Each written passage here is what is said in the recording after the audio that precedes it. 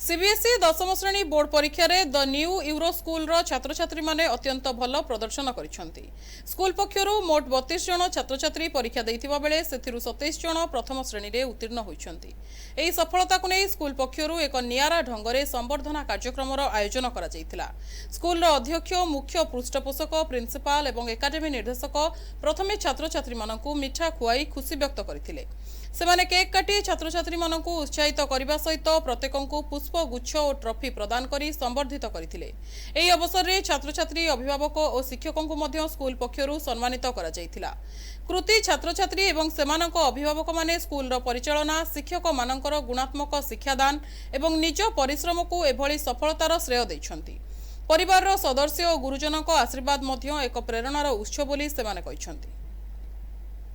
आज एक्चुअली आम प्राउड बेसी फील करूँ जे आमर पिला माने एते बढ़िया से सक्सेस होती।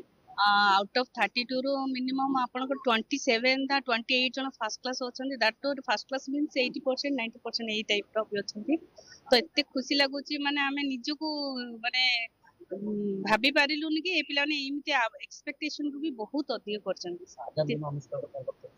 आमे ना आउरी निजको अधि स्ट्रेटजी आउरी नुआ नुआ प्लानिंग रे आमे भाबिछु आउरी पिला मानन केमति माने अधिक डेवलपमेंट हबो सेही भाबरे आमे चेष्टा करूछु करी आसुछु। एबे भी आगामी भविष्य भी आमे आउरी बहुत भाबरे स्ट्रेटजी फॉलो करू बोली भाबिछु।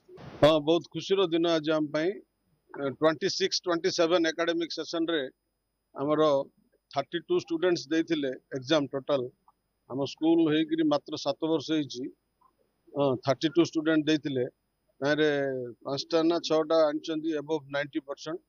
96 हाईएस्ट परसेंटेज जन सिक्योर करछि। Out student 100 out of 100 social science रे सिक्योर करछि।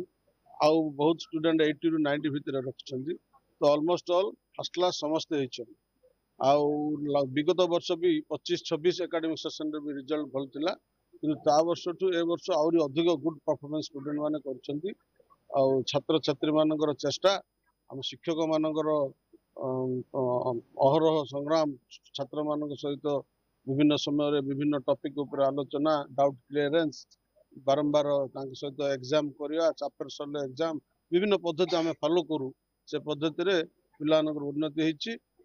आमर मैनेजमेंट आम केबे भी ए चेष्टा ए वर्ष होला आर वर्ष छाड़ दोनु। सब वर्ष आमर ए चेष्टा जारी रहिबो।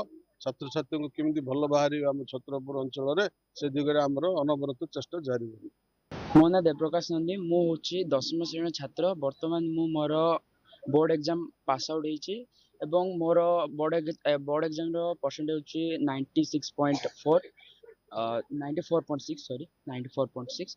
तो एई अचीवमेंट पछरे मोर बहुत जण हाथ अछि। देखिया गले मोर टीचर मानकर बहुत हाथ अछि एवं मोर जो नवम दशम श्रेणी रे मु the new age euro school रे पढिची सेठर थिबा तांकर मैनेजमेंट रो जो प्रकार रो व्यवस्था बहुत भल थिला एवं एई पछरे मध्ये मोर परिवार रो बहुत बड़ा हाथ रही। कारण मो भेणी जण होचंती हाई स्कूल टीचर जे कि मते चतुर्थ श्रेणी रो पढे आछंती एवं से मते बहुत सपोर्ट मध्ये करछंती। वर्तमान मु मोर सामाजिक विज्ञान रे मु मो 100 रु 100 आंची। एथिबाय मु निजो बहुत गर्वित अनुभव करछि एवं एथिबाय मध्ये हमर जो टीचर रहिचंती प्रिंसिपल मैम एवं तपस्विनी मैम एवं सर जो रहिचंती मिश्र सर तांको मु बहुत बहुत धन्यवाद देउछि। कारण से मोर उन्नति रे बहुत सहायता करछि। इशिका बेहरा। प्रथम तो मु मोर पेरेंट्स को कहबी थैंक यू कहना चाहूँगी। मोटिवेशन और सपोर्ट मते पूरा मोटिवेटेड पूरा लगला। आउ पूरा यूरो किड्स स्कूल रो टीचर्स या समस्ते बहुत माने इंस्पिरेशन और मोटिवेशन देले। बहुत बड़ा पढ़ा पढ़ी 94% डॉक्टर बोली भाबी। स्कूल रे वर्तमान द्वादश श्रेणी आरंभ होईछि। नीट और जेई पाई मध्य कोचिंग रो व्यवस्था करा जाउछि। आसंता शिक्षा वर्ष रे दशम और द्वादश श्रेणी रो छात्र छात्री भल फलाफल करिवे बोली स्कूल पक्षरु आशा प्रकाश करा जाइछि। छत्रपुर रो सुजय धळଙ୍କ रिपोर्ट एनटीवी।